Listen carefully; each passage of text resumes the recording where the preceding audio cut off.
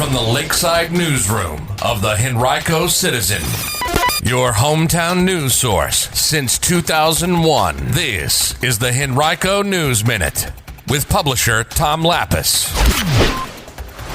A look back at COVID-19 cases in the county during the past week. A new state law takes effect this week that you'll want to know about. And we take a look back at the year that was at the Henrico Citizen. Details about those stories and more coming up on today's Henrico News Minute. It's Monday, December 28th, 2020. Today's News Minute is brought to you by Henrico County.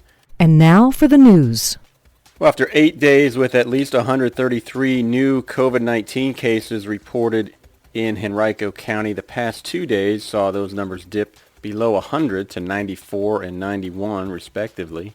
On December 23rd, the county tied its all-time single-day high with 176 new cases. That was a record that had been set just 3 days earlier.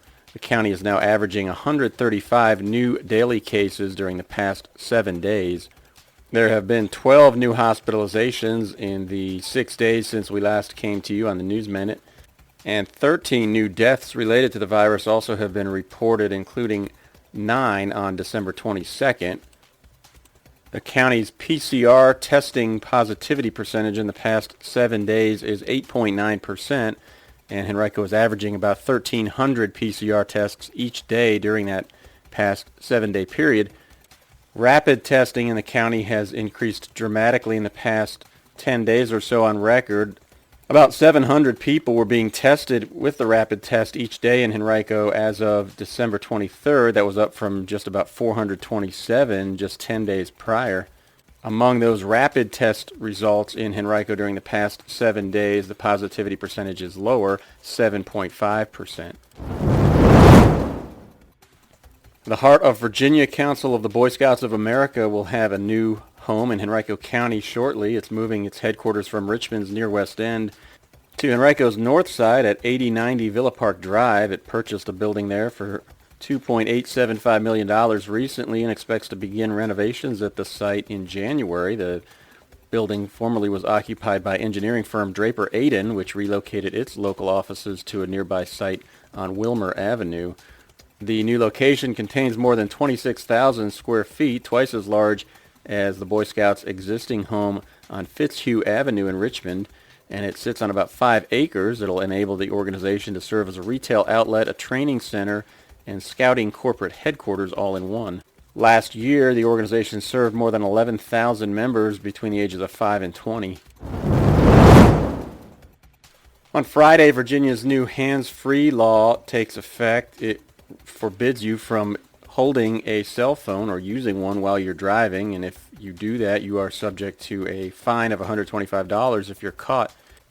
If you are caught a second time, the fine increases to $250.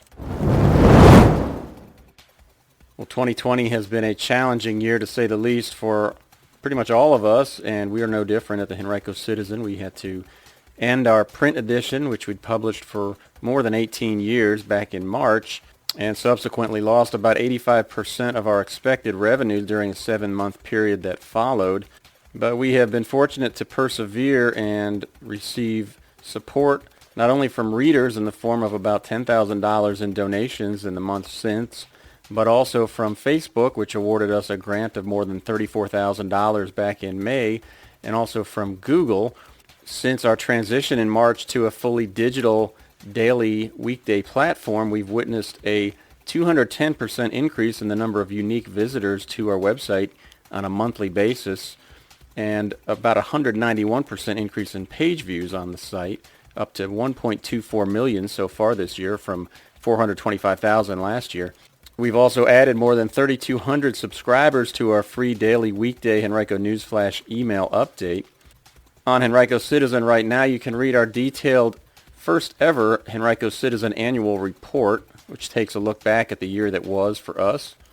Just go to henricocitizen.com. It's right there on our main page. You can also find within the report a list of our top 50 most read articles of 2020.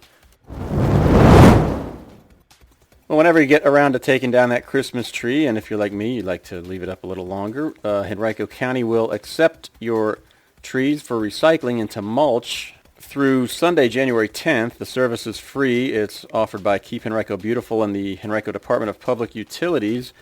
You can take your tree to the Western Government Center at 4301 East Parham Road in the lower parking lot, or the Eastern Government Center, 3829 Mile Road in the front parking lot, or to either of the public use areas. Springfield Road public use area is at 10600 Ford's Country Lane near Knuckles on I-295, or the Charles City Road public use area at 2075 Charles City Road. The public use sites are open between 7:30 a.m. and 7 p.m. You can drop your trees off anytime, night or day, at the two government center locations.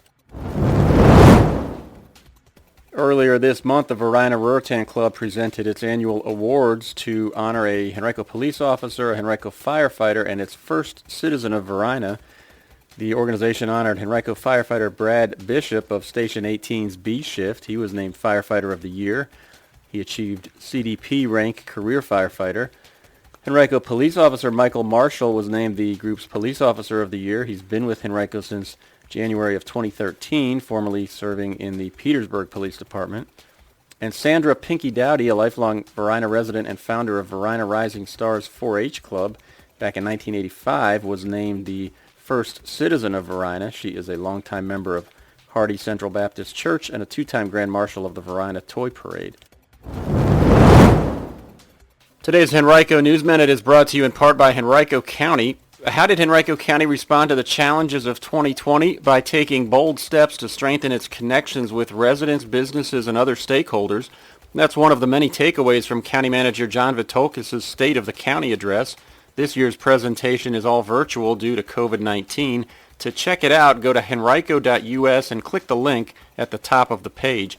Connect with your county at henrico.us.